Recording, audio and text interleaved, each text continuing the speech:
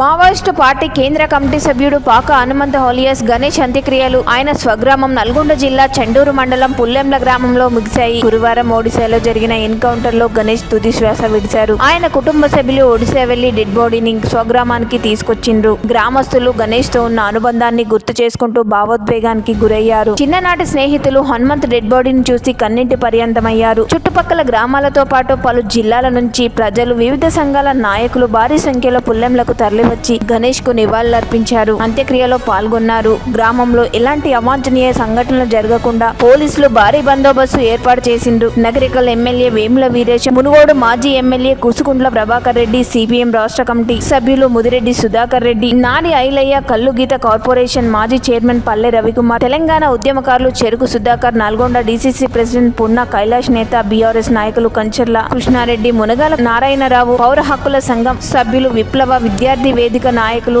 విజయ Ramarao, professor Laxman నారాయణతో పాటు వివిధ party నాయకులు, ప్రజా సంఘాల నేతలు గణేష్ డెడ్ బాడీ వద్ద నివాళులర్పించారు.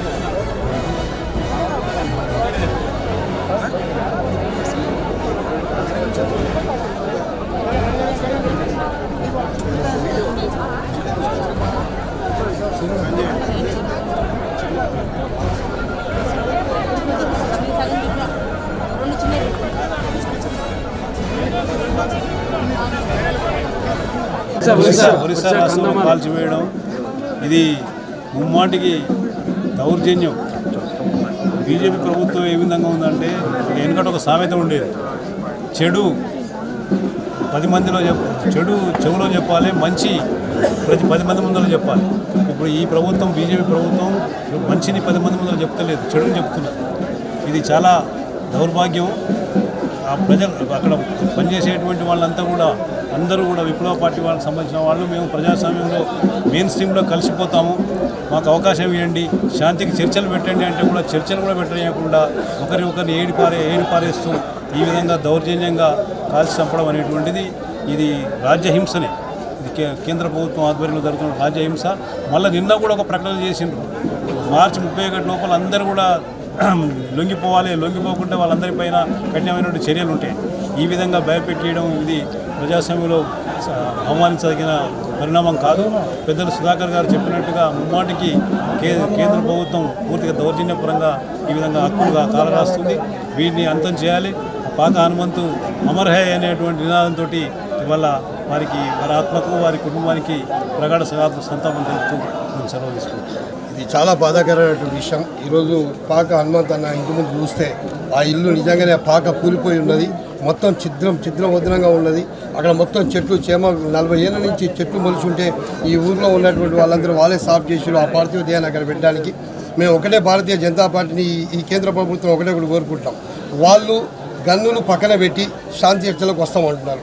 మీరు పాకిస్తాన్ ఉగ్రవాదులతోని, అదేవిధంగా యుద్ధ సమయంలో పాకిస్తాన్తోని, చైనాతోని వీళ్ళందరితోని శాంతి చర్చలు చేసినప్పుడు ఈ దేశ బిడ్డలైనటువంటి, ఈ దేశ భూమిపుత్రులైనటువంటి మావోయిస్టులతో చర్చ చేయడానికి మీకేం ఇబ్బంది? అత్యంత బాధాకరమైన విషయం. మీరు చేసినటువంటి కగారు వల్ల సైనికులు చచ్చిపోయినా ఏడ్చేది మనమే. అదేవిధంగా మావోయిస్టులు అదైనా కూడా బాధపడేటటువంటి ఈ దేశ బిడ్డలు ఈ దేశ పౌరులే కదా. మీకు ఏం బాధ కలిగిందని, ఎక్కడ నష్టపోతున్నారని మావోయిస్టులతో చర్చలు చేస్తే మావోయిస్టులు ఎందుకు అయ్యారు? 1947 స్వతంత్రం వస్తే 80వ దశకంలో నక్సలైట్లుగా మారడానికి ఈ దేశంలో ఉన్న భూస్వామ్య వ్యవస్థ కారణం కాదా? ఈ దేశంలో ఉన్న భూస్వామ్య ఫ్యూడలిస్టులు కారణం కాదా? వాళ్ళు ఎందుకు నక్సల్స్గా మారి ఎందుకు పోరాటం చేస్తారో, వాళ్ళ యొక్క డిమాండ్లు ఏంటి, వాళ్ళ యొక్క సమస్యలు ఏంటి, నక్సలైట్ ఏ సమస్య మీద అయితే పోరాటం చేస్తారో ఆ సమస్యను అంతం చేస్తే నక్సలైట్లో ఉండరు కదా. నక్సలైట్ ప్రజాస్వామ్యంలోకి వస్తారు కదా. వస్తున్నారు ఆల్రెడీ ఆశలు లాంటి వాళ్ళు వచ్చారు, ప్రజాస్వామ్యయుతంగా పార్టీలు పెట్టి కొట్లాడదామంటారు. మిగతా వాళ్ళని కూడా ఆహ్వానించండి. సమయం అంటే సమయం ఇవ్వకుండా ఉంటారా పోతారా చూసుకుందాం అనేది అత్యంత దుర్మార్గమైన విషయం. ఈ భారతదేశంలో ప్రతి ఒక్కరు ప్రశ్నిస్తాడు. భారతదేశం ఏర్పడదే ప్రశ్నతోని, ఈ తెలంగాణలో కూడా ప్రశ్నతోనే తెలంగాణ ఉద్యమంలో కూడా ప్రశ్నించడం జరిగింది. అర్బన్ నక్సలైట్ అనేటువంటి అర్థం లేని పదాలను వాడకూడదు. ఖచ్చితంగా మానవతావాదులు, ప్రజాస్వామికవాదులందరూ ప్రజాస్వామ్యం శాంతిగా ఉండాలని కోరుకుంటారు. ప్రజాస్వామ్యంలో శాంతియుతంగా ఉండాలని ఈ యొక్క భారతదేశం సుభిక్షంగా వర్ధిల్లాలంటే మిగతా నక్సలైట్లను కూడా చర్చలకు ఆహ్వానించండి. వాళ్ళు నిరాయుధులుగా వచ్చినప్పుడు చర్చలకు ఆహ్వానించి అసలు నక్సలిజమే లేకుండా చేయండి.